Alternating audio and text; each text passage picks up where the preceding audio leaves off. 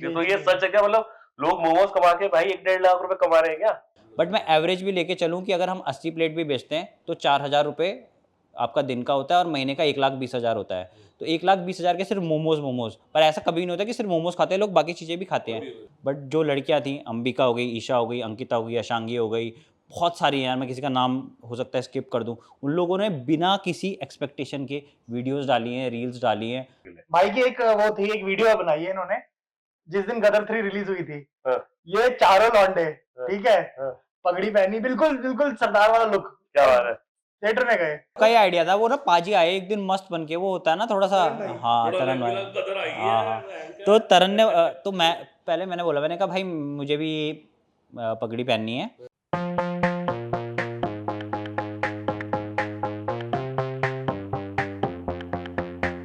शुरू से करो। तो गाइस, आपको पैसा कमाना है या बचाना है? तो ये आज हमारा एपिसोड होने वाला है ताबड़तोड़। और आज हमारे साथ है देहरादून के हार्डकोर एंटरप्रेन्योर, बोले तो एंटरप्रेन्योर। तो ये एपिसोड पूरा देखिएगा, एंड तक देखिएगा, और एक एक चीज की मिस मत करिएगा। तो आते हैं हम हल्के हैं क्या टॉक्स में, और आज हमारे साथ एक बहुत ही इंटरेस्टिंग गेस्ट है और उनका नाम है मिस्टर स्टार्टअप। अब आप सोच रहे हो मिस्टर स्टार्टअप, अभी आपको दिखाते हैं कौन है मिस्टर स्टार्टअप। प्रज्वल नौटियाल, हमारे देहरादून से। Thank you so much sir, ये तो आपका बड़ा दिल है कि आप इतना प्यार दे रहे हैं। बट ये मिस्टर स्टार्टअप की जर्नी स्टार्ट हुई थी आपके बगल से, दून इंटरनेशनल स्कूल से, यहीं से मेरे एजुकेशन है, और फिर उसके बाद धीरे धीरे करते करते आज आपके साथ बैठे हैं। ये तो हमारा सौभाग्य है आप आए। तो प्रज्वल भाई, आपको मिस्टर स्टार्टअप के नाम से क्यों जाना जाता है देहरादून में? यार ऐसा कुछ नहीं है, सब लोग नहीं जानते, मतलब ऑनेस्टली मैं बताऊं तो मेरे दोस्त लोग हैं वो मुझे मिस्टर स्टार्टअप बुलाते हैं, क्योंकि उनको ऐसा लगता है कि वो लोग जॉब में ही चले गए, क्योंकि जब हम लोगों ने कॉलेज पास आउट किया था तो वो लोग चले गए जॉब में, मेरा प्लेसमेंट हुआ नहीं, ना इन्फोसिस ना टीसीएस ना मास रिक्रूटर ने लिया, तो बड़ी कंपनी तो क्या ही लेगी। मैं आ गया देहरादून वापस, मैंने छोटे से बिजनेस से शुरू करा, करते करते एक सेक्टर फिर दूसरा सेक्टर, ऐसे एक्सपैंड करते करते अब हम 4-5 सेक्टर्स में चले गए हैं, फूड में, टेक में, और अब हॉस्पिटैलिटी में भी हम लोग चले गए हैं। तो इस कारण ही वो लोग बोलते हैं, बट ठीक है, सबका अपना तैयार है, जैसे निकनेम होता है ना, तो वैसे निकनेम है। तो बेसिकली आपकी जो फील्ड है, वो जो बैकग्राउंड है आपका, वो आई गेस इंजीनियरिंग बैकग्राउंड से है आप, ठीक है। तो आप आईटी प्रोफेशनल भी हैं, आप एक डांसर भी हैं, क्या बात है? आप एक एंटरप्रेन्योर भी हैं, तो इतनी सारी स्किल्स मतलब कैसे? भाई ने सारे काम कर रखे हैं।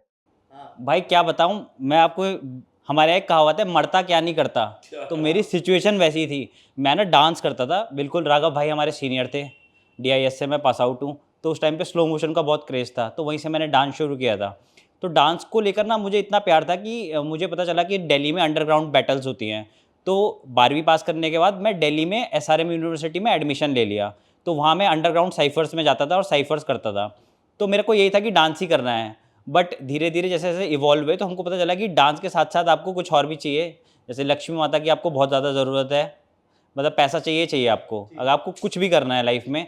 तो उस कारण क्या हुआ कि मुझे ना धीरे धीरे मैं साइड बाय साइड कुछ काम मैंने देखा कि कुछ डेवलपमेंट का काम सीख लिया, तो हम लोगों ने वेब डेवलपमेंट जो शुरू किया था, फिर हम लोग ऐप डेवलपमेंट पे गए, धीरे धीरे करते करते बाकी सेक्टर्स में भी एक्सप्लोर किया हम लोगों ने। बट मेन ये था कि मुझे ना डांस को अपना फंड करना था, कि मैं डांस करता रहूँ, पापा मम्मी कुछ ना बोले, क्योंकि भाई यहाँ तो ऐसा है कि घर वाले बिल्कुल पीछे पड़ जाते लट लेके, भाई नौकरी लगी कि नहीं लगी, भाई हमारी तो ना मास रिक्रूटर में लगी ना कहीं लगी। तो मैं जब वापस आया था चेन्नई से, 125 बच्चों का बैच था हमारा, CSE में थे हम लोग, SRM कटन कलाथुर से वापस आए थे। मैं यहाँ आया वापस, बोला क्या करो, क्या स्किल थी मेरे पास, क्योंकि आपको पैसा स्किल का मिलता है। उस टाइम तक ये बात हमें पता नहीं थी कि अब तो वीडियोस में दिखाते भाई तुम्हें स्किल सेट बनाना है, इंस्टाग्राम पे वैल्यू प्रोवाइड करनी, पैसा चल के आएगा। तो उस टाइम पे हमें पता नहीं था, क्योंकि ये सब चीज़ें थी नहीं, रील्स थी नहीं, कुछ नहीं था नहीं। तो हम लोगों को क्या था कि भाई कुछ ना कुछ करके कुछ तो करना है, कि घर वाले बोले कि भाई आप कर क्या रहे हो। तो हम लोगों ने खोला डांस स्टूडियो, मैंने और मेरे दोस्त ने मिलकर, कमल नाम है उसका, तो हम लोगों ने ऑल स्टार डांस स्टूडियो नाम से डांस स्टूडियो खोला। और कब खोला आपने? वो कितना पुराना है वो? यार बहुत साल हो गए अब तो, आप लगा के चलो 2014-15 में हम लोगों ने प्लानिंग शुरू कर दी थी, 17-18 तक बन चुका था, 2017 में बन चुका था। काफी पुराना है लगता है देहरादून में। काफी काफी पुराना। क्या नाम था? All star dance studio. यार मुझे एक चीज बताओ, आपका नाम ऑल डांस स्टार्ट स्टूडियो, तो हर चीज जो आपके एक स्टार्ट, उसमें लग रहा है स्टार्ट, ये क्या रीजन है जो हर चीज आपके दोस्त आपको आप बोलते हैं मिस्टर स्टार्टअप। यार मिस्टर स्टार्टअप के पीछे रीज़न ये है कि मेरे पास जो डोमेन्स है ना वो सारे स्टार्टअप से रिलेटेड है। जैसे स्टार्टअप कैफ़े हमारा है, फिर स्टार्टअप उत्तराखंड डॉट कॉम जो है वो गवर्नमेंट के पास है, डॉट इन मेरे पास है, तो एक ही है। फिर दूसरा मेरा होम स्टे चलता है वो स्टार्टअप हाउस नाम से है। तो स्टार्टअप डोमेन में ना मेरे पास बहुत कुछ है। तो स्टार्टअप क्लोथिंग भी हम लोग प्लान कर रहे हैं कि हम लोग स्टार्टअप के लिए क्लोथिंग लॉन्च करेंगे आने वाले टाइम में। तो इस कारण वो स्टार्टअप वाला टैग साथ में आ गया। प्रज्वल भाई, आपने भी बताया स्टार्टअप डॉट इन जो डोमेन आपके पास, तो ये डोमेन आपने खुद खरीदा था? कब खरीदा था? यार इसके पीछे ना बहुत इंटरेस्टिंग कहानी है। तो इंडिया में बेसिकली क्या होता है कि आप लोग मतलब उस टाइम पे होता था, अभी पता नहीं, अब तो लोग बहुत क्रिएटिव हो गए हैं कि बाहर से हम लोग इंस्पायर होते थे और फिर यहाँ अपने तरीके से चीज़ों को करते थे कि बाहर क्या चल रहा है पहले वो देखते थे। हमारे टाइम पे तो ये होता था भाई, ब्लूटूथ वाली जनरेशन है हम तो फिर क्या होता था कि मैं देख रहा था ऐसे ही ना, सर्फ कर रहा था यूट्यूब पे। तो एक वीडियो आई वहाँ पे। उस वीडियो में ये था कि आप डोमेन बेचकर भी लाखों रुपए कमा सकते हो। तो मैंने देखा, तो मैंने समझा ये हो क्या रहा है। तो वो ना काफ़ी उस टाइम पे ना फ्यूचरिस्टिक चीज़ें थी कि भाई आप ये डोमेन लोगे तो ये डोमेन, जैसे facebook.com है आज की डेट में वो करोड़ों का है। तो अब आजकल क्या हो रहा है कि डॉट ए आई है, जैसे पॉडकास्ट डॉट ए आई आपको मिलेगा ही नहीं भैया, 5,000 6,000 डॉलर से कम मिलने का ही नहीं। आपको भी चेंजेस करने पड़ेंगे, पॉडकास्ट के नीचे स्लैश लगाओ, कॉमा लगाओ, तब जाके आप वो डोमेन खरीद सकते हो। डोमेन इतना पावरफुल हो गया है। तो वैसा सीन था। तो मैंने वो वीडियो देखा, उसमें बता रखा था कि कैसे डोमेन आने वाले टाइम में बहुत पावरफुल होगा। बोले जैसे तुम्हारा घर का एड्रेस वैसे तुम्हारी वेबसाइट का एड्रेस। एड्रेस अगर पावरफुल है, तुम पॉश इलाके में रहते हो नहीं रहते हो, ये तुम्हारा डोमेन डिसाइड करेगा। तो ऐसा कुछ सीन था। तो मैं होस्टिंग ले रहा था अपनी एक वेबसाइट के लिए। तो उसके बाद एक ऑफर था कि होस्टिंग के साथ आपको एक डोमेन फ्री मिलेगा। तो वहाँ पे ना मेरे पता नहीं क्या क्लिक किया, मैंने स्टार्टअप उत्तराखंड सर्च किया। मैंने कहा हम लोग जाएंगे तो कहीं बाहर है नहीं, तो हम लोग को, मेरे को जितना भी करना है यहीं देहरादून में रह के करना है। तो मैंने सोचा स्टार्टअप उत्तराखंड देख लेते हो। तो वहाँ पे डॉट कॉम गवर्नमेंट ने ले रखा था, गवर्नमेंट ऑफ उत्तराखंड ने, डॉट इन खाली था। तो मैंने डॉट इन तुरंत ले लिया और वो मेरे को पैसे नहीं देने थे, होस्टिंग के साथ फ्री था। तो मैंने लेके रख लिया। 1 साल हुआ, 2 साल हुआ, होस्टिंग रिन्यू हुई, डोमेन भी रिन्यू होता रहा।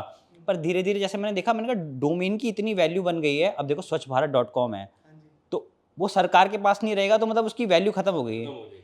तो अब जैसे सबसे बड़ा एग्जांपल था कि भीम है ना, भीम भीम ऐप है। भीम ऐप का ना नाम भारत पे होना था, अच्छा। पर गवर्नमेंट ने, क्योंकि वो आपका होता है गवर्नमेंट की क्या पॉलिसी है उस टाइम पे, किसको इन्फ्लुएंस करना है, उस हिसाब से उन्होंने उसका नाम बाबा अम्बेडकर को लेकर भीम के ऊपर रख दिया। वो बहुत सही डिसीजन था। पर भारत पे वालों को ये पता चला कि भारत पे नाम उसका होना था, तो उन्होंने भारत पे ले लिया। अब वो नाम के हिसाब से, वो बाकी कहानी तो आप लोगों ने देखी होंगी वीडियोस वगैरह में, वो बताते हैं कैसे कि लोगों को ट्रस्ट हो गया कि ये सरकारी ऐप है पेमेंट करने के लिए, जबकि वो एक प्राइवेट कंपनी थी।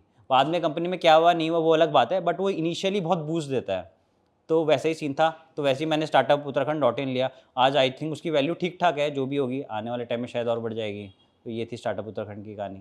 वेरी नाइस यार। Very nice. और हमने सुना है यार आप एक कैफे चलाते हैं मिस्टर स्टार्टअप के नाम से, और हमने जो उस कैफे का जो बहुत देहरादून में भी 4 दिन पहले एक रील बड़ी फेमस हो रही है, और वैसे तो आपका कैफे फेमस है ही। तो आप वो पेपर थीन मोमोज, जो उसकी आपकी रेसिपी है, कि हम मोमोज खाते हैं देहरादून तो पागल है भाई मोमोज के लिए। हाँ। मोमोज चाउमीन तो यहाँ का एक प्यार है देहरादून का। तो आपने वो कहाँ से शुरू, आपके कैसे दिमाग में आइडिया, और इतने मैंने सुना है जो आपके रेट्स है बहुत ज्यादा रिजनेबल रेट्स आपने रखे हैं उसके, अपने आपका मेन्यू बहुत ही ज्यादा पॉकेट फ्रेंडली है। जैसे भाई को पता है हम घूमने फिरने के बहुत शौकीन हूँ मैं। तो मैं ना कॉलेज के टाइम से घूमता था। सेमेस्टर खत्म हुआ, घर नहीं आए, घूमने चले गए मनाली। तो मैं ना इंडिया में अलग अलग जगह गया हूँ। जब हम लोग जाते थे तो हम लोगों के दिमाग में ये रहता था यार 30 रुपये में 40 रुपये में कुछ मिल जाए, ताकि जो 20 रुपये बचे हैं उसके साथ में कुछ पीने के लिए भी आ जाए। क्योंकि उस टाइम पे यही रेट चलते थे। अब तो प्राइजेस बढ़ गए हैं, अब तो 1000 रुपये का भी कॉफ़ी बिक रही है और 50 रुपये की भी। टाइम तो हम 10 रुपए की 6 रुपए की पेटीज खाते थे, साथ में 10 रुपए की कांच वाली कोको कोला पी लेते थे। हाँ। वही सीन था। तो वो मेरे को दिमाग में था। अब देखो मेरा सीन ऐसा था पहले से कि मैं फाइनेंशियली बहुत स्ट्रॉन्ग था, क्योंकि अब स्टार्टअप कैफ़े जब खुलना है तब तक मैं फाइनेंशियली बहुत स्ट्रॉन्ग हो गया था। तो यहाँ पे मेरा मेन एम ये था कि जितना भी मैंने सीखा है, मेरा पहले से ही मानना है कि नॉलेज पावरफुल नहीं है। आपको कुछ भी आता हो कोई फ़र्क नहीं पड़ता जब तक आप उसे अप्लाई नहीं करोगे। तो applied knowledge is powerful, knowledge की कोई वैल्यू नहीं है मेरे हिसाब से। तो मेरा एम यही था कि जितना भी मैंने सीखा है ना इतने सालों में अलग अलग बिजनेस में, उसमें तो मैं उसको अप्लाई करूँ। तो स्टार्टअप कैफ़े में हम लोगों का मेन एम ये था कि पहले हम लोग क्वालिटी अच्छी बनाएंगे, दूसरा और उसको अफोर्डेबल बनाएंगे। फिर प्रॉफिट एंड लॉस बाद में सेकंड हाफ में देखेंगे, सेकंड क्वार्टर में देखेंगे कि कैसे हम लोगों को मैनेज करना है। क्योंकि मैं समझ गया था बाद में कि वॉल्यूम का ही होने वाला है, कि अगर हम लोग वॉल्यूम अच्छा बेचेंगे तो हम लोग प्रॉफिटेबल हो जाएंगे। तो पेपर थिन मोमोज के पीछे ये है कि हम लोगों ने रिसर्च करी कि जितना भी क्या होता था कि मैंने देखा बहुत जगह कि क्या होता है प्लेट में ना आखिरी में मोमो का लोग खाते नहीं, वो वाला छोड़ देते हैं, पोर्शन नहीं होता जो टेल टाइप का होता है। तो मेरा ऑब्जर्वेशन था कि किसी काम का नहीं है, लोग वैसे भी वेस्ट जाते हैं, लोग डस्टबिन में चले जाते हैं। तो मैं हमारे शेफ़ हैं मोहित सिंह पंवार, और मेरा दोस्त था अनिल सिंह बेस्ट करके, तो उन लोगों के साथ हम लोगों ने स्टार्ट किया था। क्योंकि मैं फिजिकली इन्वॉल्व अब किसी भी बिजनेस में नहीं होता हूँ, जो टीम होती है वही सब कुछ देखती है, तो क्रेडिट भी उनका, सब कुछ उनका। मेरा काम होता है आइडिया देना, मार्केटिंग में हेल्प करना, और थोड़ा बहुत जितना मेरे से एक्स्ट्रा एफर्ट हो सके। तो हम लोगों ने डिसाइड किया कि हम लोग मैदा 60% से कम कर देंगे। आप यकीन मानो, हम लोगों ने 7 से 10 दिन मोमोज बनाए, अलग अलग टाइप के बनाए। तो हमारे बगल में भैया हैं एक, वो कह रहे हैं कि भाई तुम्हारी सेल तो है नहीं, तुम यहाँ क्यों बनाए जा रहे हो, ये ख़राब नहीं होंगे क्या? पर हम लोगों ने एक्सपेरिमेंट नहीं रोके, क्योंकि मुझे ऐसा लगता था कि जब तक ब्रेनस्टॉर्मिंग करते रहोगे तब तक आपकी क्रिएटिविटी ख़त्म नहीं होगी। तो हम लोगों ने बनाए। एक टाइम ऐसा आ गया कि मोमोज ना बहुत पतले बने और बहुत ही टेस्टी बने। तो हम लोग चखाते रहते थे रैंडमली ना किसी को भी। तो हमारे यहाँ कैफ़े में देहरादून स्पेशल है, वो आई और मेरे एक दोस्त कमल वो आए, तो हम लोगों ने उन्हें टेस्ट करवाए। उन्होंने बोला कि यार हमने ऐसे मोमोज खाए नहीं हैं, मतलब जेन्युइनली ये मुँह में जाके पिघल रहे हैं, ये इतने पेपर थिन है, तुमने बटर डाला है, क्या करा है? मैंने कहा ज़्यादा कुछ नहीं करा है, हम लोगों ने सिर्फ मोमो की लेयर बहुत पतली करी है, और स्टफिंग आपकी ना बिल्कुल जो सुबह सब्जी आती है वही काट के बना के, बिल्कुल जैसे सिंपल प्रोसेस होता है वही है। तो उन लोगों ने बोला बहुत ही ज़्यादा सही हो रहे हैं। तो इसके बाद क्या हुआ कि एक को पता चला, दूसरे को पता चला, वर्ड ऑफ माउथ से स्टार्ट हो गया। फिर जितने हमारे ब्लॉगर लोग हैं उनमें से कई लोग आए, उन लोगों ने वीडियो बनाई, कुछ वीडियो वायरल हुई। तो अब ऐसा सीन है कि परसों मैंने स्टोरी भी लगाई थी कि हम लोग मतलब जितना बनाते थे फिर भी कम पड़ जाता था। तो हमने बोला चलो इस बार हम 1000 पीस ट्राई करेंगे। भाई 1-1.5 लाख रुपए कमा रहे हैं क्या? भाई मोमोज बेच के मुझे भी नहीं पता था कितना कमा सकते हैं, पर अभी भी मुझे नहीं पता। मुझे ऐसा लगता है कि एक्सपोनेंशियल इसमें पोटेंशियल है इस सेक्टर में, क्योंकि भाई 20,000 करोड़ के मोमो इंडिया अकेले खा जाता है। ये रिसर्च है। भाई ये मैंने एक वीडियो में देखा था, वो आपके आज तक के एंकर थे, वो बता रहे थे। तो उन लोगों की रिसर्च टीम तो अच्छी होगी, मेरी रिसर्च टीम से तो अच्छी होगी। तो ये सीन था। तो हम लोगों ने ये बोला कि वीकेंड पे हम 1000 पीस बनाने वाले हैं। हम लोगों ने 1000 पीस बना दिए, 125 प्लेट के अराउंड बने। और कुछ हमारे क्या होता है मोमोज फट जाते हैं क्योंकि हम लोग पेपर थिन बनाते हैं, राइट। तो फिर भी ठीक है, आपके 120 प्लेट के अराउंड बने। आप लगा के चलो 120 प्लेट संडे 9 बजे से पहले ख़त्म हो चुके थे हमारे पास। तो हम लोगों ने उस दिन 120 प्लेट करीब बेच दिए थे। तो मतलब इकोनॉमिक्स या वो बताऊँ आपको, तो 50 रुपये की प्लेट है, 120 के हिसाब से 6,000 रुपये करीब होते हैं। तो 6,000 रुपये करीब की हमने सिर्फ मोमोज बेचे थे 1.5 दिन में। तो अगर मंथली, वैसे हर दिन सेम नहीं रहती है सेल्स में क्या है कि एक दिन हाई रहता है, एक दिन लो रहता है, बैलेंस रहता है। बट मैं एवरेज भी लेके चलूँ कि अगर हम 80 प्लेट भी बेचते हैं तो 4,000 रुपये आपका दिन का होता है, और महीने का 1,20,000 होता है। तो 1,20,000 के सिर्फ मोमोज। पर ऐसा कभी नहीं होता कि सिर्फ मोमोज खाते हैं लोग, बाकी चीज़ें भी खाते हैं। वो जो 1,20,000 है वो केवल रेवेन्यू बता रहे हो? नहीं, ये सेल्स है। अच्छा। ये 1,20,000 सेल्स है। बट इसमें क्या है, फूड सेक्टर में यार आपका 50-60% मार्जिन होता है, लोग कुछ भी बोलें, बट 50-60% मार्जिन है। जब तक आपके टमाटर प्याज के मतलब दाम हवा में नहीं जाएंगे, 50-60% का मार्जिन है। तो 1,20,000 के हिसाब से, 1 लाख के हिसाब से भी 60,000 रुपये सिर्फ मोमोज से प्रॉफिट रहता है, बाकी चीज़ें भी अलग रहती हैं। बट मुझे जेन्युइनली लगा, पहली बार मैंने, मतलब पिछले कुछ महीनों में मैं ये शिफ्ट एक्सपीरियंस कर रहा हूँ कि भाई जो हम टेक सेक्टर में थे तो इनिशियली बात ये होती थी कि इन्फोसिस में लग जाओ, 30,000 रुपये महीना मिलेगा और कुछ पर्क्स मिल जाएंगे। यहाँ 60,000 रुपये के और 1 लाख रुपये के तो मोमोज ही बिक रहे हैं। मैं ये पहले क्यों नहीं शुरू किया हमने? सही बात है। सही बात सही बात है। मोमोज के साथ हमारे साफले भी फेमस है, हाँ यार। हाँ, साफले भी आपके काफी साफले। फेमस। और मैं आप लोगों के लिए लाया भी हूँ, हम लोग खाएंगे भी इसके बाद। क्या बात है यार, ये बात। मैंने कहा यार जाएंगे, हमारे यहाँ ना पहाड़ में एक रिवाज है कि जब कहीं जाओ ना तो समूढ़ लेके जाओ, समूढ़ हाँ, बोलते ये हैं। हमारा कल्चर है हमारे। तो खाली हाथ तो आ नहीं सकते थे, तो मैंने कहा कुछ तो ले जाओ, पर क्या ले जाओ? मैंने कहा जो हमारे यहाँ दिल से बनता है। अभी तो आप मिस्टर स्टार्टअप हो। अच्छा यही सीन प्रज्वल, था। एक चीज बताओ, जो आप जहाँ आपका कैफे है, स्टार्टअप कैफे, उसके जस्ट बगल में चाय सुट्टा बार है। हाँ। ठीक है, तो एक ब्रांड के बगल में चाय सुट्टा बार जैसे ब्रांड के बगल में अपना स्टार्टअप खोलना, तो वो आपको वो थोड़ा थोड़ा चैलेंजिंग नहीं लगा आपको? यार मेरा ना सीन पहले से ऐसे है कि जैसे क्या होता है कि हम सो रहे हैं या इजी रह रहे हैं ना तो रिलैक्स होता है आदमी। मेरा सीन है मैं पैनिक हो जाता हूँ, मुझे रिलैक्स रहना नहीं, मुझे तनाव चाहिए। मुझे अरे मुझे नहीं, मुझे मेरे से होता ही नहीं भाई। अगर मैं जैसे संडे खाली था ना, तो तुम बेचैनी होती है। हाँ तो भाई क्या करना है, मतलब क्रिएटिव दिमाग रुकता नहीं है। तो सीन ये था कि मैं गया वहाँ पे एक दिन ऐसे ही घूमते हुए, वो रोड बहुत फेमस थी, वो वॉकिंग स्ट्रीट के नाम से फेमस थी उस टाइम पे। मतलब इतनी भीड़ रहती थी उस रोड पे, आप यकीन मानो कि मतलब 100-100 200 लोग घूम रहे होते। तो हम गए वहाँ पे, मतलब मैंने देखा वहाँ पे ना काफ़ी अच्छा क्राउड था। मतलब मुझे ऐसा लगता है कि 100-150 लोग पर डे वहाँ पे आ रहे हैं। तो वहाँ पे ना एक कैफ़े था जो चल नहीं रहा था ठीक उसके बगल में, और वो लोग सेल आउट कर रहे थे, उसका नाम था पेंगुइन कैफ़े। तो वो लोग शेक्स वगैरह बनाते थे। तो मेरे ऐसी बात करी तो उन्होंने जो ओनर थे वहीं पे तो बोले कि कोई है जो इसको ले लेगा? तो मैंने कहा अंकल जी मैं ले तो लूँगा, कोई दिक्कत नहीं है, पर आप बताओ आपको आप दोगे कैसे? तो उन्होंने बोला कि यार हम चाह रहे हैं कोई हमें 2 लाख रुपए में हमसे पूरा ले ले सामान के साथ ना, क्योंकि उनका सामान भी था। हाँ, तो मैंने कहा अंकल जी 2 का तो पता नहीं, आपको 2 मेरे हिसाब से यहाँ पे तो कोई नहीं देगा जिस तरह से यहाँ पे अभी आपका चल रहा है, क्योंकि मैं उनको वैसे नहीं दिखा सकता ना कि मैंने उनको वैसे करके कन्विंस करने की कोशिश करी कि मैं विन विन सिचुएशन में रहूँ, क्योंकि पैसा हमने लगाना था। तो मैंने उनको बोला कि आप मेरे से 50,000 अभी कैश ले लो, मतलब ये कन्वर्सेशन चल रही है, मैं आपको पहली बार मिला हूँ। मैंने बोला आपको 50,000 कैश दे रहा हूँ, बाकी आपको पर मंथ रेंट में ऐड करके देता रहूँगा। रेंट आपका जो भी है 8,000 10,000 है, मैं आपको 12,000 दूँगा। क्योंकि मुझे ये था कि सेल्स फिगर अच्छा है, तो मैं 1.5 लाख रुपए तो यहाँ पे पहले ही बचा रहा हूँ। 50,000 दिए, नहीं चला तो 6 महीने में बंद कर देंगे, अपना लॉस ज़्यादा नहीं होगा। तो 1 लाख का लॉस तो वैसे ही कम कर लूँगा। मैंने वहाँ से पहले वो सिक्योर किया, उनको 50,000 उसी दिन मैंने ट्रांसफ़र किया अकाउंट में, यूपीआई किया, दे के आ गया था। मैंने कहा जी जिस दिन मन करेगा 30 तारीख 31 तारीख, क्योंकि यहाँ ऐसा होता है कि 1 तारीख से महीना है, 25 तारीख आप छोड़ देना, मुझे कॉल कर देना। तो अंकल जी ने क्या करा कि पैसे तो ले लिए मुझसे। अब मुझे पता था कि जैसे 2-4 दिन हो गए, अंकल जी का कोई रिस्पॉन्स नहीं आया। मैंने अंकल जी को कॉल किया, अंकल जी क्या सीन है? तो अंकल जी ने बोला बेटा आप चला लो कि अब हम पे नहीं। मुझे लगा अंकल जी ने पैसे यूज़ कर लिए होंगे, या पर उनका इंटेंशन भी था कि किसी को दे दें। तो मैंने उनसे वो 50,000 रुपीज़ में विद सब कुछ ले लिया सामान। बट अब ये था कि हमें उसको पहले दिन से चलाना था, क्योंकि मैं नहीं चाहता था कि वहाँ पे ऑलरेडी 1,000 रुपये की सेल थी पर डे। तो मैं नहीं चाहता था कि 1,000 रुपये की सेल भी डाउन जाए, क्योंकि अगर हम जीरो से स्टार्ट करें तो वो रिस्की है। मैं चाहता हम लोग 1,000 रुपये से स्टार्ट करें।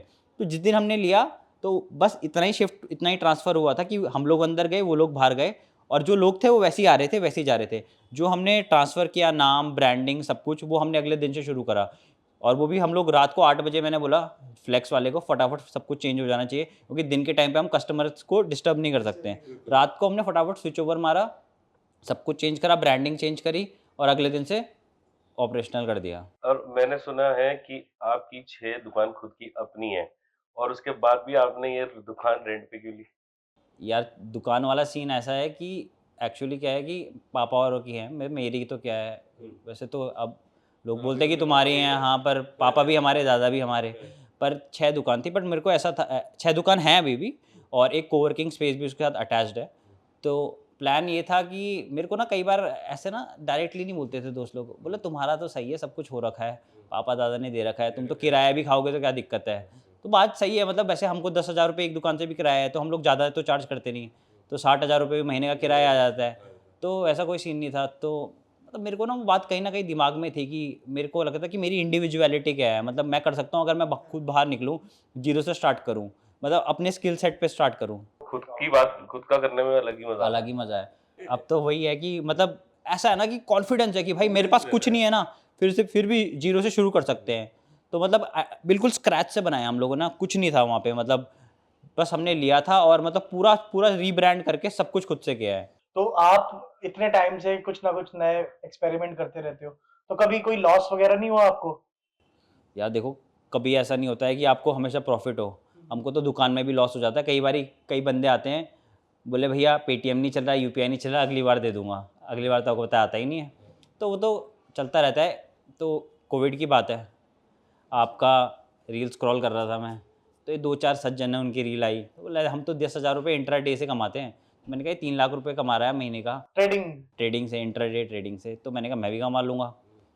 भाई मेरे पास, मेरे दादाजी ओएनजीसी में थे, ओएनजीसी के करीबन मेरे पास थे 10-15 हज़ार शेयर। तो आप लगा के चलो, मैंने वो सारे इंट्राडे के चक्कर में बेचे, जो भी प्राइस था कि अगले दिन नया शेयर खरीदेंगे। यस बैंक लिया, पीसी ज्वेलर्स लिया, और एक अदानी पोर्ट लिया था मैंने। अदानी पोर्ट उस टाइम पे सही था, 300 रुपये करीब का था। आप लगा के चलो वो ना 3 रुपये डाउन था। तो मेरे को ऐसा हो रहा है यार ये 3 रुपये डाउन है, मैंने तो ये प्रॉफिट में बेचने के लिए ख़रीदा है, और मेरे को इतना नॉलेज नहीं था, मतलब हाफ नॉलेज वाला सीन था कि देखा देखा था। तो अगले दिन ना वो 17 रुपये और डाउन हो गया। तो ना उसके अगले दिन ना मुझे 8 साढ़े 8 बजे मैं उठ गया, क्योंकि 9 बजे मार्केट खुलता है। मैंने कहा यार आज तो मुझे बेचना पड़ेगा, वरना लॉस ज़्यादा हो जाएगा। उस दिन वो 10 रुपये और डाउन हो गया, मैं रुक गया। फिर उसके बाद ना सैटरडे संडे उस टाइम पे बंद रहता था शायद। कितने शेयर्स खरीदे थे आपने? यार बहुत सारे थे वो, तो जितने पैसे थे सीधा आधे आधे बांट के ले लिए। एक फिगर कितने? यस बैंक करीबन रहे होंगे मेरे पास 7-8 हज़ार। बाई प्राइस बहुत हाई था उस टाइम पे, 280 का था, अब तो 6 हो गया, 6 रुपये हो गया अब तो क्रैश करके। अब मुझे लगा बैंकिंग सेक्टर कहाँ से डूब सकता है, मतलब आप सोचो, मतलब नॉर्मल मैं पैसे बैंक में जाके डाल रहा हूँ रोज, मेरे एफडीआर भी बैंक में पड़ी है, आरडी भी बैंक में लग रही है, मैं कहाँ सोचूंगा कि बैंक डूब जाएगा। यस बैंक क्रैश मार गया और यस बैंक आ गया सीधा तुम्हारा 128 रुपये पे, मतलब फिर भी ठीक था, 50% उस पर था। तो मेरे को लगा 128 है, कुछ दिन वेट करते हैं, क्योंकि सब यही कहते हैं कि स्टॉक मार्केट में तो आपको पेशेंस चाहिए, पेशेंस रखो कमाई होगी। थोड़ा और वेट किया, 128 से 80 पे आया, 80 से 40 पे, 40 से 6 रुपये पे, 6 से 3-4 चला गया था। फिर उसके बाद गवर्नमेंट ने कुछ बोला कि भाई इसके कोई शेयर बेच नहीं सकता, होल्ड लगा दिया 2 साल तक के लिए। तो बहुत पैसा डूबा भाई उसमें और क्रिप्टो में, मतलब ओवर स्मार्ट बनने के चक्कर में वो पैसा मेरा डूबा है। तो लगभग कितना लॉस हो चुका है आप भाई लॉस तो बहुत है, तब भी। अभी? 25-30 लाख तो ऐसे आंख बंद करके है। अच्छा 25-30 लाख? हाँ, आंख बंद करके। और एक फ़ोन में पड़ा होगा 10 लाख का, क्योंकि मैं एसएमसी ग्लोबल से ट्रेड करता था, एसएमसी ग्लोबल इसी में है, और वजीरेक्स और क्रिप्टो एक्सचेंज का एक और ऐसे है तो ना, आपके तो सिवाय और भी बहुत सारे लोग होंगे जिनके पैसे ऐसे डूबे होंगे, तो अभी कुछ रिकवरी के लिए कुछ कुछ कोई plan ऑप्शन नहीं है, है, जब कुछ बढ़ेगा option है? तब वेट करो। बट यार ये लालच है यार, शेयर बड़ा लोग सारा गेम से बड़ा पेशेंटली, बट इंट्राडे तो मुझे लगता है खेलना नहीं चाहिए। मैंने ना उस दिन कसम खाई कि भाई मैं कभी भी ना मैं ड्रीम 11 पे लगाऊंगा, ना मैं स्टॉक पे लगाऊंगा, ना कहीं नहीं लगाऊंगा, मैं सिर्फ रियल टाइम बिजनेस पे लगाऊंगा, चले तो चले, डूबे तो डूबे, जेन्युइन प्रोडक्ट बनाऊंगा, भले ही मैं सेब ला के बेचूं 10 रुपये का 12 रुपये में, पर मैं ये इन सब चीज़ों में गैम्बलिंग नहीं करूंगा भाई, गैम्बलिंग नहीं करनी मुझे रियल टाइम प्रोडक्ट बनाना है, बिजनेस बनाना है। फिर मैंने अलग अलग सेक्टर्स में डाले, मैंने होम स्टे बनाया भाई, 4 लाख रुपए बड़े थे कैसा चल रहा है आपका होम स्टे? होम स्टे सही चल रहा है, इकोनॉमिकल बनाया मैंने, 600-700 रुपये का हमारा कमरा रहता है, और बेसिकली बजट ट्रैवलर्स के लिए बनाया है। किस लोकेशन पे है वो? ये आपका आप धर्मपुर बताएं, में ही जनता है, को बताएं कि क्या है। धर्मपुर में ही आपका सरस्वती विहार चौक के आसपास है। और एक नया प्रोजेक्ट आ रहा है, उसमें हम लोग आपका लग्जरी बना रहे हैं पूरा, आपका मतलब प्रॉपर जकूजी, क्योंकि मैं 5 स्टार में भी बहुत रुका हूँ, तो मेरा जितना एक्सपीरियंस था, तो मैंने सोचा मैं एक रूम में डालूंगा, भले ही 10 लाख का बने, 15 लाख का बने, पर वो ऐसा रूम होगा कि देहरादून में मज़ा आ जाए। तो वो 4 फ्लोर की बिल्डिंग है, टॉप फ्लोर पे वो रूम बन रहा है, सामने से उसका सनसेट व्यू आता है आपका राजा जी नेशनल पार्क का, क्योंकि इधर पीछे की तरफ आता है ना हमारे दुन यूनिवर्सिटी का, तो वहाँ से बहुत सुंदर दिखता है, और आगे की तरफ मसूरी का आता है, क्योंकि टॉप फ्लोर पे है। और मतलब सिर्फ एक ही रूम और एक वॉशरूम ऐसा मैंने प्लान किया है, बिल्कुल मतलब लोगों को फील आ जाए कि भाई उस रेंज में ना, मतलब बहुत हैवी नहीं कि दिन का 15,000-20,000 चार्ज करे जैसे 5 स्टार करते हैं, मतलब 3-4 हज़ार में भी ना लोगों को, मतलब वो होता है ना कि एड्रेनलिन रश हो जाए भाई, देखते साथ ही ये कहाँ आ गए, फील आ जाए लोगों को, मजा यार आए। हम लग्जरी में रुके। वो होता है स्वाद ले ले भाई, स्वाद ले लिया भाई जिंदगी का, वही वाला सीन है स्वाद लेना तो बहुत जरूरी है भाई। भाई। आपको अगर मज़ा ना आए ना, तो मेहनत करने का फ़ायदा है क्या? तो एक बात बताओ मेरे को, जैसे जो भी बिजनेस होता है, तो सबसे जो मेन इंपॉर्टेंट चीज होती है वो उसकी मार्केटिंग होती है। तो लाइक मार्केटिंग आप कैसे हैंडल करते हो उस चीज की? क्योंकि वर्ड ऑफ माउथ से इतना कितना ही चलेगा, रेफरेंसेस से कितना ही चलेगा, बट की एक मार्केटिंग एक स्ट्रैटेजी इज समथिंग कि जो कि एक बिजनेस को बूस्ट अप करती है। यार मेरा ना ये मानना है कि पहले तो प्रोडक्ट ही ऐसा बनाओ कि जिसे मार्केटिंग की ज़रूरत ना पड़े। फिर दूसरी बात ये है कि दम होना चाहिए। दम प्रोडक्ट में दम है, चलेगा। अब जैसे हमारे यहाँ स्टार्टअप कैफे में कोई आके ऐसा नहीं बोलता कि मोमो खाने हैं, सब बोलते हैं पेपर थिन मोमोज खाने हैं। तो हम लोगों ने मेमोरी में भी डाल दिया। तो ब्रांड बन गया आपको पेपर थिन हाँ, वो। और आप लगा के चलो कि मतलब वो खुद से कराया हमने, खुद से दिमाग लगाया एक एक चीज़ की, हम इसका नाम पेपर थिन रखेंगे, इसको ऐसा बनाएंगे, इसके साथ ये वाली चटनी नहीं, ये वाला सॉसेज देंगे। तो एक एक चीज़ हमने खुद से करी है, तो इसलिए ना उसके ना मतलब प्राउड फील होता है कि भाई खुद से करा है ये। बट ऐसे रेट तुमने इतने कम रखे, तो उसमें क्या बचता होगा, क्या होता होगा? यार रेट का सीन ऐसा था यार, मेरे को जेन्युइनली बताऊं कि मतलब मेरे को ऐसा था कि महीने का 1 लाख रुपए इसमें लगाते रहेंगे जब तक कि सक्सेसफुल नहीं हो जाता। हमें इससे पहले ब्रांड बनाना है, लोगों को पसंद आना चाहिए प्रोडक्ट, प्रॉफिट लॉस तो बाद में देखेंगे। यार एक एम है बस हमारा, जो भी प्रोडक्ट बनाओ अच्छा बनाओ, जो भी लोगों उनको फ़ायदा हो, वैल्यू मिले। मतलब अगर 10 रुपये भी दे रहा है ना बंदा, तो भाई उसको ऐसा लगे कि भाई 10 रुपये की तो मैं चटनी खा गया, क्योंकि वो इतनी टेस्टी होनी चाहिए, बिल्कुल, राइट। मतलब मज़ा आना चाहिए। कई बार लगता है ना कि हल्का सा एक भी लिया तो बोले भाई वैल्यू वसूल हो गई यार।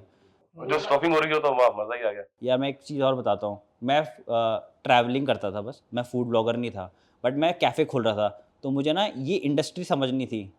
तो भाई मैंने सारे फूड ब्लॉगर्स वाले मीटअप भी करे, उनमें अटेंड करा, उनमें गया, मैंने समझा मार्केटिंग ब्रांड्स कैसे कर रहे हैं, कौन सा ब्रांड कौन सी चीज़ को कैसे कर रहा है, कैसे प्रेजेंट कर रहा है, कैसे दे रहा है, कौन सी चीज़ चल रही है। तो वो सब मैंने बहुत बहुत पास से कैलकुलेट करा, खुद उसमें इन्वॉल्व होके। तो मतलब आप लगा के चलो मैं करीबन 30-40 फूड मीटअप्स में गया हूँ, सबसे मैंने सीखा है, जो सीखा अपने बिजनेस में डाल दिया तुरंत, टाइम नहीं लगाया। क्या बात है, मतलब पहले हर घाट का पानी पिया और जो पानी अप्लाई कर दिया अपने। भैया हयात में गया था मैं एक दिन, तो वहाँ मैंने देखा कि कैसे सर्विस करते हैं। फिर मैं एक एक आपका ना रेस्टोरेंट है ऋषिकेश में, टेस्टी स्पून्स करके, रैंडम है, वो 24/7 चलता है। विकास उसका ओनर है। आप वहाँ, हाँ, आप वहाँ जाओ।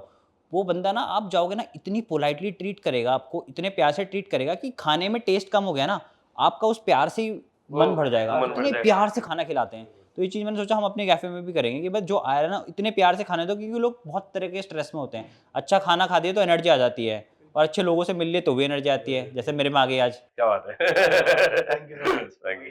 हॉस्पिटैलिटी तो यार ऐसा है कि जब प्यार, लोग प्यार के भूखे भाई, भाव के भूखे, तो वो हो तो जो उसमें थोड़ी कमी पेशी होती है, वो प्यार रिकवर कर देता है। और अच्छा एक चीज बता, जिस दिन ये सुनने में आया मैं कि जिस दिन ये 15 आईफोन 15 लॉन्च हुआ था आपका, और फर्स्ट डे जिस दिन फर्स्ट डे थी, वो फोन था 1 लाख का, और वो आपने फर्स्ट डे ही जिस दिन लॉन्च हुआ आपने खरीदा, और वो 1 लाख का तो खरीदा नहीं आपने, 80,000 में कैसे खरीद लिया? भाई मैंने 80 का भी नहीं खरीदा, मैंने 530 में खरीदा।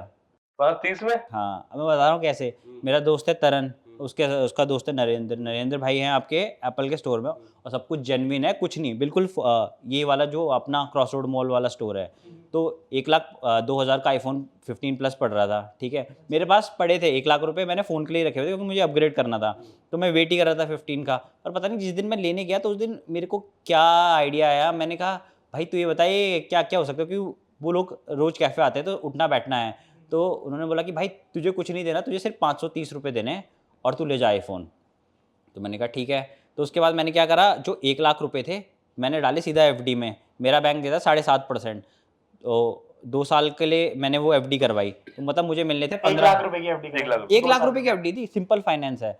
1 लाख रुपए की एफडी थी, 7.5% इंटरेस्ट था, मतलब 1 साल का 7,500 रुपये मिलेगा। टीडीएस जो भी काटना है काट लो, 7,000 तो मिलेंगे ही मिलेंगे। 2 साल में मिलने थे 14,000। मैंने नो कॉस्ट ईएमआई बनवाई तरन से आपकी 2 साल की, 530 रुपये दिए, फ़ोन ले आया। अब मुझे 2 साल में देने थे कुछ आपका 1 लाख रुपये ही देने थे, क्योंकि कुछ में कुछ एक्स्ट्रा इंटरेस्ट तो था नहीं। तो मुझे 2 साल पे बैंक से मिलने हैं 14,000। तो 14,000 से 1 लाख माइनस कर लो, आप हो गए 86,000 के करीब। क्या बात है क्या कैलकुलेशन भाई, यार, ये तो कोई सोच ही नहीं सकता। आप दिमाग के बड़े भयंकर आदमी हो, मुझे ऐसा लग रहा है। तभी तो मिस्टर स्टार्टअप कहते हैं। तभी तो आपको मिस्टर स्टार्टअप कहते हैं। आपने हर एक घाट का ना पानी पी रखा है भाई, मतलब हर एक एक्सपीरियंस है आपको, और एक्सपीरियंस लेना बहुत जरूरी है लाइफ में। यार मेरे को ऐसा लगता है लॉस से मैंने बहुत सीखा है। जहाँ जब जब टाइम ख़राब आया तो वहाँ पे बहुत इंपॉर्टेंट था कि मैंने ना चीज़ें, जो छोटी छोटी चीज़ें सीखी। और दूसरा ना, मेरा एक आदत है कि जो भी सीखो ना उसको अप्लाई करो। लॉस हो प्रॉफिट हो वो बाद की बात है, वो देखेंगे, वो बाय प्रोडक्ट्स हैं, पर आप जो सीख रहे हो उसको अप्लाई करो। और भाई सीखने का, लोग सीखने के लिए कंफ्यूज रहते हैं, सीखना कहाँ से है। क्योंकि अब इस एज में क्या होता है कि ना पढ़ने का मन नहीं करता है। मेरे को ना बहुत लोग बोलते हैं भाई ये बुक पढ़, रिच डैड पुअर डैड पढ़। मेरे से ना पढ़ा नहीं जाता। तो भाई मैं मतलब सुन लेता हूँ, पॉडकास्ट सुन लेता हूँ रात को ना सोने से पहले, तकिया के नीचे लगा के। आपका कुकू एफएम पे लगा दिया, किसी पे लगा दिया, कोई से भी अच्छा लगा दिया। उसके 2-3 पॉइंट मेरे फ़ोन में एक ऐड नोट्स करके है, तो उसमें मैं लिख लेता हूँ। तो जो भी मुझे करना हो या कोई आइडिया आया हो, क्योंकि यार भूल जाता हूँ मैं तो कुछ टाइम में, तो मैं उसको लिख ज़रूर लेता हूँ। तो प्रज्वल भाई, जैसे कि यहाँ पे जब भी कहीं कोई भी कैफे खुलता है तो लोग सबसे पहले प्रमोशंस पे फोकस करते हैं, लाइक फूड ब्लॉगर्स को बुलाते हैं। तो आपने कभी ये सब नहीं सोचा कि ब्लॉगर्स बुलाने चाहिए, प्रमोशंस करवाना चाहिए उनसे?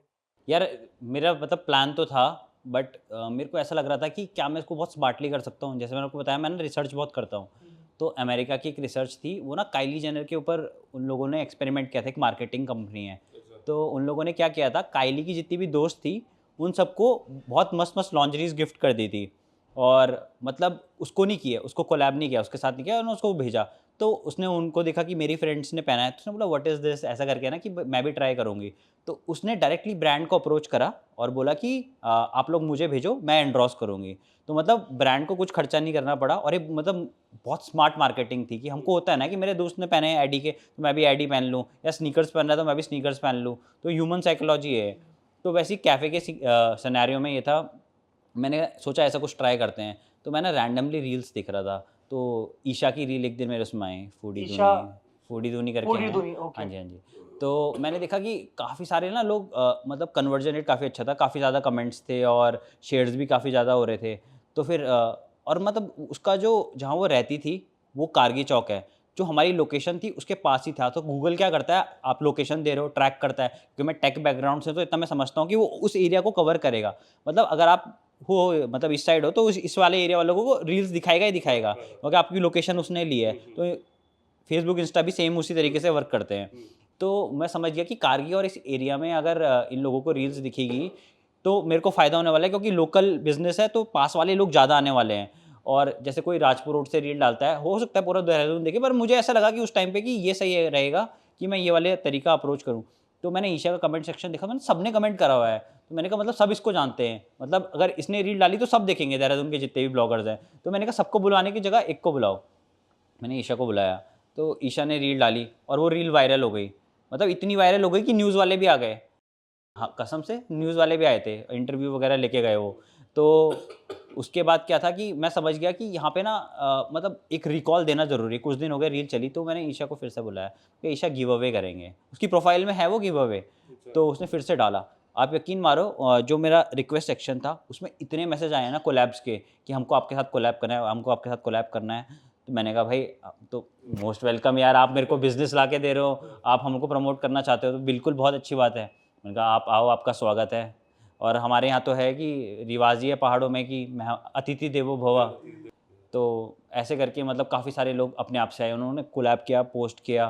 तो मतलब मुझे अच्छा लगा कि मतलब वो एक छोटी सी मार्केटिंग वाली चीज़ थी कि जो मतलब मैंने बहुत लाइट दिमाग लगाया था, उसमें कोई तेज़ नहीं लगाया था, मतलब एक्सपेक्ट भी नहीं किया था, बट वो अपने आप ही हो गया। बट यार मैं सच्ची बता रहा हूँ, जो हमारा कैफ़े है, जितना लड़कियों ने सपोर्ट किया ना भाई, लॉन्डे सच्ची में भाई भाईचारा होता है, पर भाई एक कंपटीशन चलता रहता है। तू अगर 10 लाख वाला है तो भाई मैं भी जब तक 12-13 ना पहुंच जाऊं, तो तब तक वही वाला सीन है लॉन्डो भाई। बिल्कुल यार चलता ही है भाई। मेरे अपने दोस्त हैं, उन्होंने रील नहीं डाली, मैं सच्ची बता रहा हूँ। बट जो लड़कियाँ थी, अंबिका हो गई, ईशा हो गई, अंकिता हो गई, अशांगी हो गई, बहुत सारी हैं यार, मैं किसी का नाम हो सकता है स्किप कर दूं। उन लोगों ने बिना किसी एक्सपेक्टेशन के वीडियोस डाली हैं, रील्स डाली हैं। अब लगा के चलो, अब हम लोग 1.5-2 लाख रुपए महीना कमा रहे हैं, या कम भी कमा रहे हैं, नहीं भी कमाते, या कुछ भी नहीं होता, पर उन लोगों ने विदाउट एक्सपेक्टेशन किया। मतलब मैंने कुछ पे नहीं किया भाई किसी को। वो मुझे ऐसा लगता है कि मैं डेफिनेटली फ्यूचर में करूँगा, क्योंकि भाई मैं ग्रेटफुल हूँ। क्योंकि भाई बंदे ना रील लेके आ रखे, स्क्रीनशॉट लेके, कि भाई इसने ना एड्रेस डाला है, यही एड्रेस है क्या? मतलब पता कि आप ट्रैक कैसे करोगे? यहाँ पे ना ट्रैकर, जैसे हमारी वेबसाइट में है कि कन्वर्जन ट्रैकर लगा दो भैया, इस लिंक से आया है, यहाँ से आया है, 2 मिनट में पता चल जाएगा।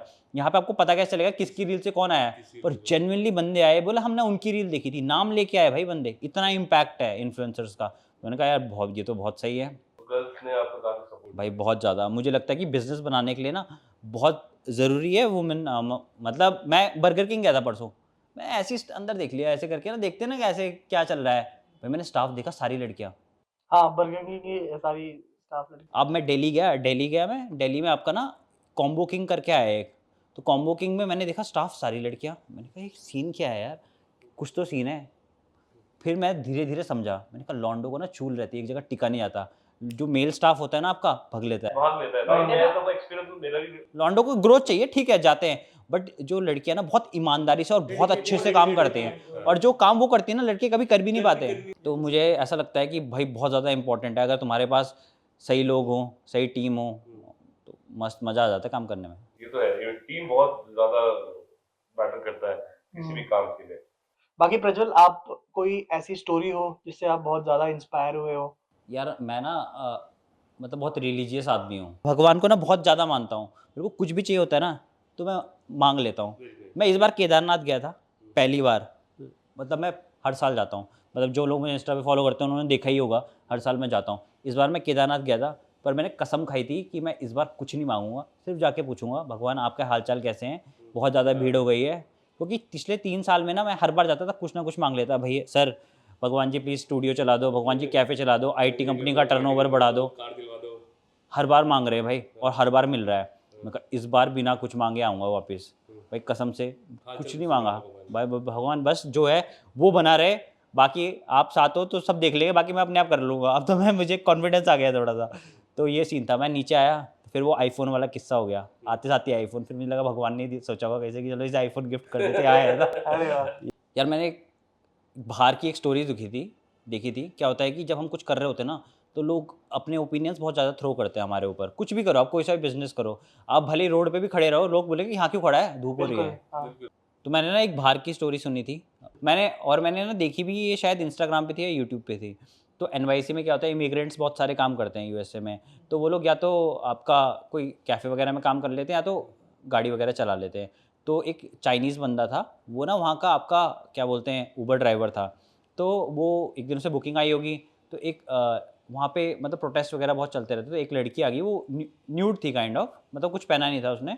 तो उसके बाद क्या होता है कि उसने बोला ड्राइवर को कि तुम भी मुझे वैसे ही देख रहे हो जैसे सब देख रहे हैं। उसने बोला नहीं मैम, मैं ये सोच रहा हूँ जब आपने कुछ पहना ही नहीं तो आप मुझे पे कैसे करोगे। तो इसका मॉरल ये था कि आपको ना डिस्ट्रैक्ट नहीं होना, आपको अपने बिजनेस पे फोकस करना फोकस है। करना है, हाँ, right, उसका मेन एम ये था कि भाई मुझे पैसे कहाँ से मिलेंगे। बिल्कुल right, तो right. बिजनेस में यही होता है कि आपको पैसे कहाँ से मिलेंगे, क्योंकि अगर सर्वाइव करना है तो पैसे चाहिए, क्योंकि पैसा ही फ्यूल करता है सब कुछ। तो ये सीन था, ये मुझे काफ़ी अच्छी स्टोरी लगी कि भाई इधर उधर किसी की नहीं सुननी, कोई कुछ भी बोले, अगर मेरे को ये करना है तो करना है। बिल्कुल फोकस रहने का अपने बिजनेस में, बिल्कुल चाहे कोई भी आप पे डिस्ट्रैक्शन आ रहा है, डिस्ट्रैक्ट नहीं होना है आपको, पकड़ बना के रखना जरूरी है। भाई एक बात और थी मेरे मन में ना, बहुत टाइम से थी, मैं सोच रहा था मैं रील बना के डालूंगा, पर मैं सोच रहा हूँ कि यहाँ पे आप लोगों को बता दूँ, मे भी हो सकता है किसी के काम आ जाए। तो रिसेंटली वीडियोस बहुत सारी नहीं आई थी, केदारनाथ में जानवरों के ऊपर टॉर्चर हो रहा है, ये हो रहा है, वो हो रहा है, तो सब ना प्रॉब्लम्स दे रहे थे। तो मैं इस बार गया था, तो एक तो मैंने बता दिया कि क्यों गया था, दूसरा ये था कि मैं कुछ देखूँ कि भाई सही में हो रहा है या नहीं हो रहा है, क्या उसका सॉल्यूशन क्या है। तो मैंने ना ये चीज़ देखी कि जब आप गौरीकुंड से शुरू करते हो ना, तो बहुत सारे घोड़े खड़े रहते हैं वहाँ पे। तो लोग क्या करते हैं कि सीधा अपना चल दिए, कोई मतलब नहीं है घोड़े से। तो मैंने एक बंदे को देखा वहाँ पे, तो वो पता है क्या कर रहा था, वो गुड़ खरीद रहा था, 5 किलो 10 किलो खरीदे जा रहा था, दिए जा रहा था, आगे दिए जा रहा था एक बंदे को। तो मुझे लगा मे बी गुड़ चाहिए होता होगा वहाँ पे, क्योंकि उस एल्टीट्यूड में गुड़ पहुँचाना भी थोड़ा सा मुश्किल होता है। तो बाद में उसने पैसे वैसे दिए, तो फिर मैंने देखा कि वो ना घोड़ों को खिला रहा है सबको। तो मैं उसके साथ बैठा, इसी मैंने बात करी, उसने बोला भगवान जो कि बाबा हैं वो पशुपतिनाथ है पहले, पशुपतिनाथ भी हैं। बोले जानवर ही अगर खुश नहीं होगा जिसमें वो जा रहे हैं, या उनके ऊपर अत्याचार होगा, तो वो कैसे खुश हो जाएंगे। तुमने देखा नहीं, टाइम टू टाइम वो अपना गुस्सा यहाँ पे जाहिर करते हैं।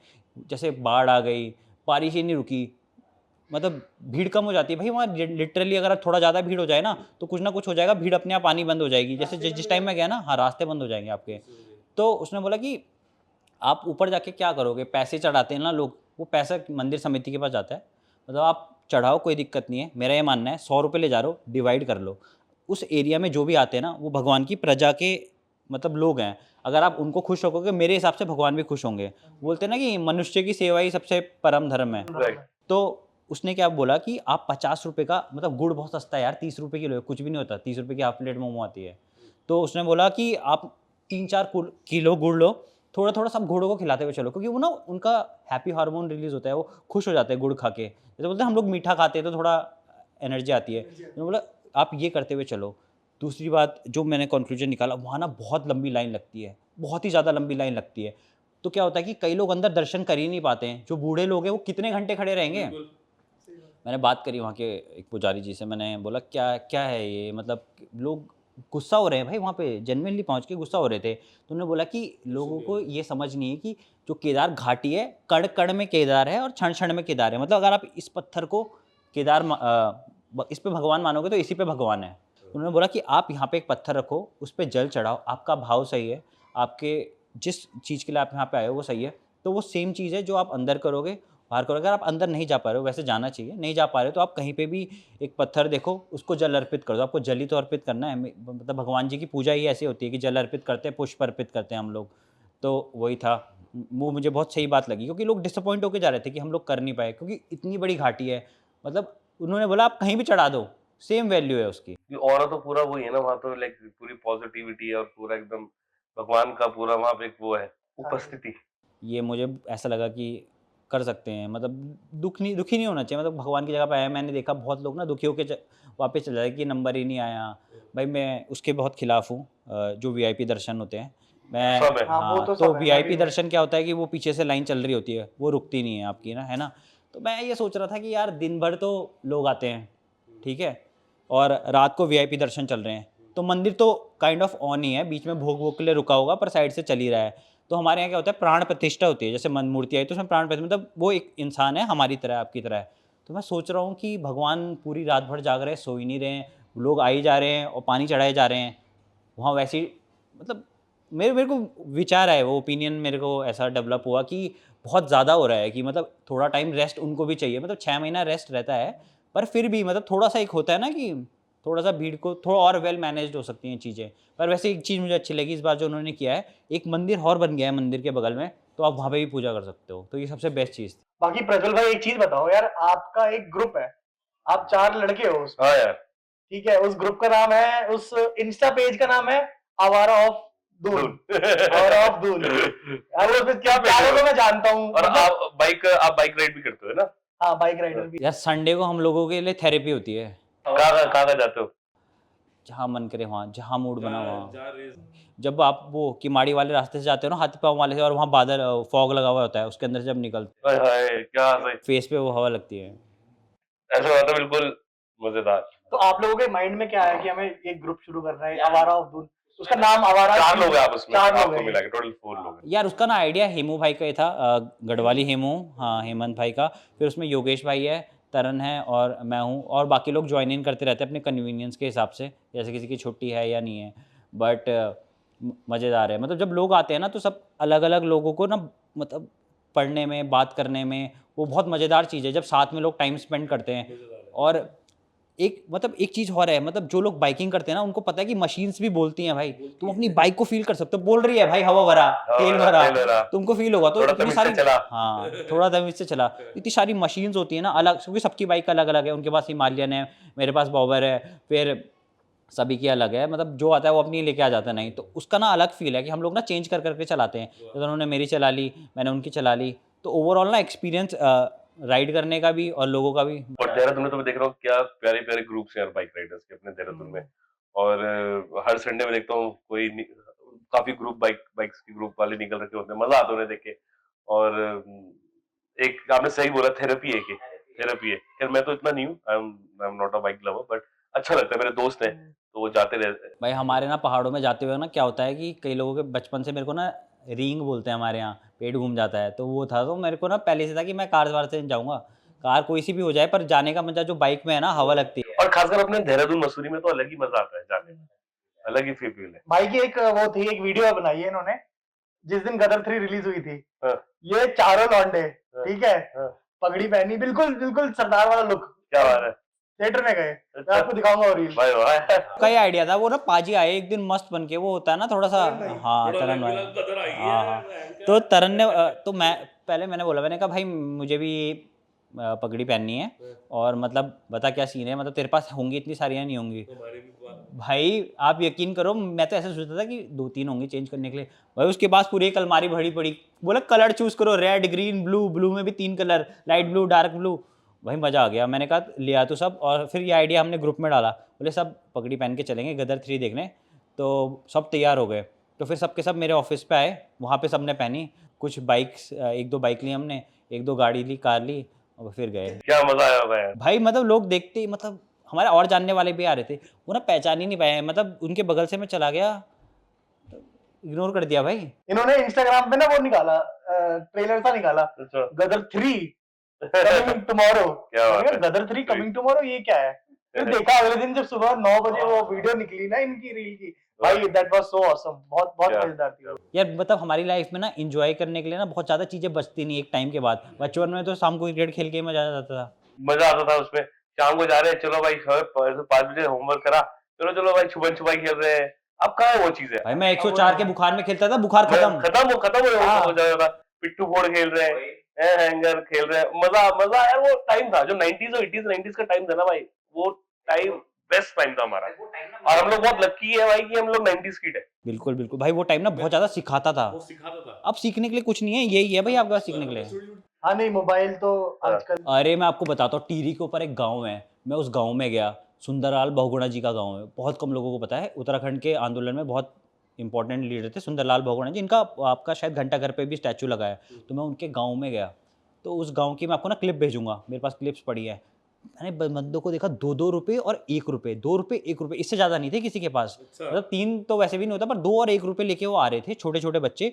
गाँव में एक टेबल पे स्टॉल लगा हुआ था, और वो लोग ना वो ले रहे थे, वो नहीं होते वो फन खाने वाले जो होते हैं सोया के होते हैं बड़ी बड़ी सी, हाँ, और कोई टॉफ़ी ले रहा था।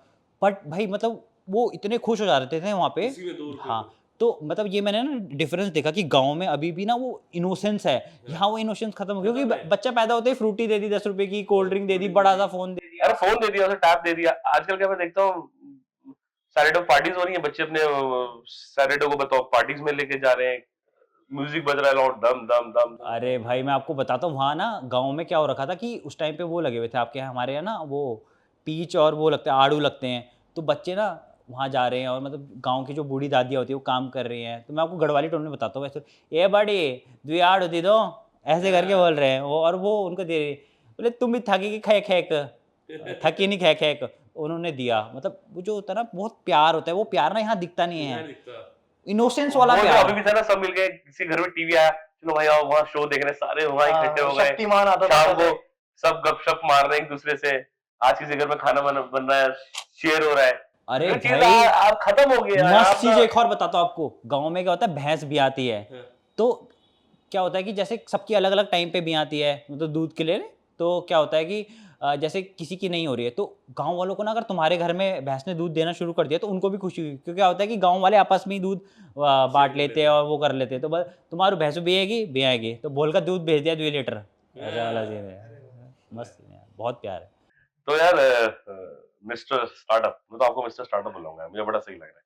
तो मिस्टर स्टार्टअप, मुझे आप ये बताएंगे कि आप इस जनरेशन को, जो हमारी जनरेशन है, जो हमारे यूथ है, आप जो बहुत चाह रहे हैं बिजनेस करने की, सोच रहे हैं और सक्सेसफुल नहीं हो पा रहे हैं, तो आप क्या उन्हें बताना चाहेंगे कि कभी भी क्या आप मैसेज देना चाहते हैं आप? यार पहले तो लाइक मुझे ऐसा लगता है कि मैं इतना कोई ज़्यादा बड़ा आदमी या इतना ज़्यादा कोई एक्सपीरियंस नहीं हूँ कि मैं किसी को कुछ वो दे सकूँ, बट मेरे जो अपने एक्सपीरियंसेस है वो ठीक ठाक है।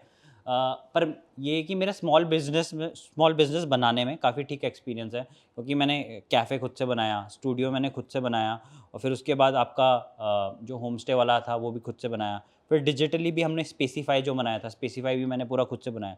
तो ये 4 कंपनियाँ हैं और चारों मतलब प्रॉफिटेबल हैं और अच्छा कर रही हैं। तो इनका जो मेरा एक्सपीरियंस था वो ये था कि आपको ना माँगने में नहीं शर्माना चाहिए और सीखने में नहीं शर्माना चाहिए, और आपको अगर कुछ लग रहा है ना, तो आप कर दो उसे। मतलब हमारे यहाँ ये होता है कि आइडिया सबके पास है, तेरे पास 100 आइडिया है, तेरे पास 100 आइडिया है। मैंने कैफ़े खोला तो बंदा आके बोलेगा अरे इससे अच्छा तो हम खोल देंगे। आइडिया सबके पास है, बट एग्ज़ीक्यूशन नहीं है इंडिया में किसी के एग्जीक्यूशन पास। नहीं है, बिल्कुल। आपको ना एग्ज़ीक्यूशन तभी आएगा जब आप गलतियाँ करते जाओगे। उसे सीखता है इंसान। भाई साहब आप लगा के चलो, जो टिश्यू पेपर आते हैं ना, टिश्यू पेपर हमारे यहाँ हम लोग ला रहे थे 15-20 रुपए का, एमआरपी 20 रुपए होती है, तो 20 रुपए के हिसाब से हमारे यहाँ महीने के आते थे 200 पैकेट, तो आप लगा के चलो 4-5 हज़ार रुपए के करीब का हमारा ना टिश्यू पेपर आ रहा था। भाई मुझे बाद में पता चला कि एक पैकेट 6 रुपए का मिलता है होलसेल में। मैंने कहा 1200 रुपए का मिल रहा है, हम लोग 4000 रुपए खर्च रहे हैं, तो मतलब महीने के तुम्हारे 3000 रुपए एक्स्ट्रा, साल का 36,000 रुपए एक्स्ट्रा। 36,000 रुपए में तो मैंने कहा यार आपका कुछ भी खरीद लूँगा मैंने यहाँ। तो फिर वो चीज़ें ना काम करके ही सीखते हो आप।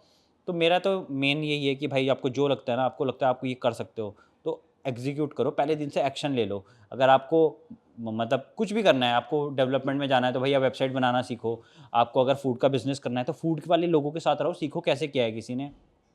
आपको किसी भी सेक्टर में जाना है, जैसे ना इस सब के पीछे ना हम लोगों ने रियल एस्टेट का गेम भी बनाया है, और जो रियल एस्टेट का गेम है वो आपका इंस्पायर्ड है स्टारबक्स का है, किसका है वो, जितने भी आउटलेट्स हैं, नहीं शायद आपका मैकडोनल्ड का है। मैकडोनल्ड जितने भी आउटलेट है वो फिजिकली भी ओन करता है। मतलब जैसा बाकी ब्रांड्स क्या करते हैं, रेंट पे ले लेते हैं, तो वो लोग क्या करते हैं, वो बिल्डिंग खरीद लेते हैं पूरी की पूरी। तो जैसे मेरा ही सीन था, मैं अपना बता देता हूँ, स्पेसिफाई के लिए ना मुझे कोवर्किंग बनाना था, तो रेंट पड़ रहा था 25,000, क्योंकि आपको 2000 स्क्वायर फीट का कुछ भी लेना है तो 25,000 रुपये रेंट है मिनिमम, और बैंक की EMI भी 25,000 है। मुझे 20 साल बिजनेस करना है, मैं सर्वाइव कर पाऊंगा नहीं कर पाऊंगा मुझे पता है। अगर मैं करवा पाऊंगा तो 20,000 में रेंट क्यों दूँ, मैं उसे खरीद के बैंक को EMI दूँ, 20 साल में प्रॉपर्टी मेरी। तो ये मेरे फंडामेंटल्स हैं बिजनेस करने के।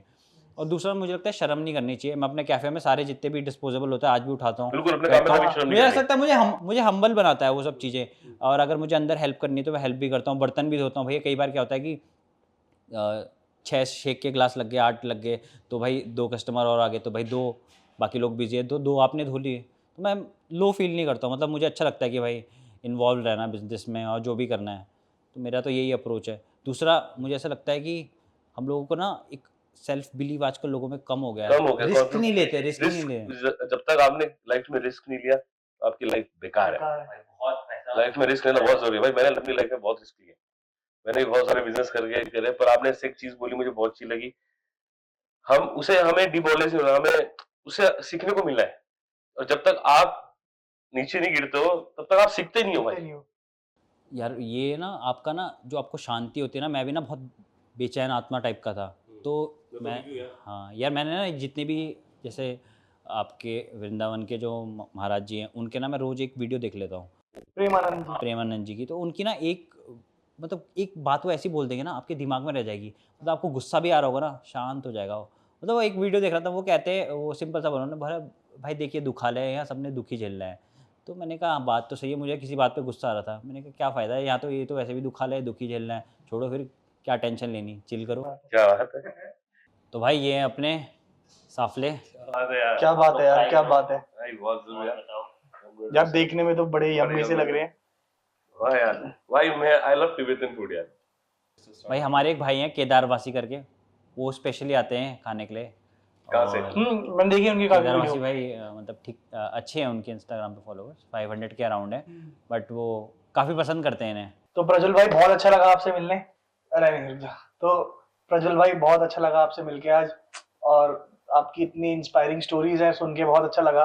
और मुझे लगता है और भी लोगों को जो सुन रहे हैं वो भी बिल्कुल। काफी इंस्पायर होंगे। यार थैंक यू सो मच आप लोगों ने बुलाया, और मतलब देहरादून में सभी प्यारे लोग हैं, और सब प्यारे लोग मिल जाए तो बिल्कुल, हाँ छोटा सा शहर है, इस शहर में प्यार बना रहे, यूनिटी बहुत जरूरी है हम लोगों में। वही है, दूर तक जाना है तो सब साथ लेके चलना बहुत पड़ेगा, बढ़िया, सही बात, अकेला आदमी कितना भागेगा। क्या बात है। थैंक यू सो मच, और जय बद्री विशाल, जय बद्री जय विशाल, उत्तराखंड। जय उत्तराखंड। बिल्कुल, मिलते हैं आपसे फिर दूसरे एपिसोड में आपके साथ। Pleasure is all mine sir. तो गाइस आज हम उम्मीद करते हैं कि आपको जो वाला हमारा एपिसोड है आपको बहुत अच्छा लगे, और मिस्टर स्टार्टअप से बात करके बहुत ज्यादा मजा आया, और ये एक इंस्पिरेशन है हमारे यूथ के लिए और आज की जनरेशन के लिए।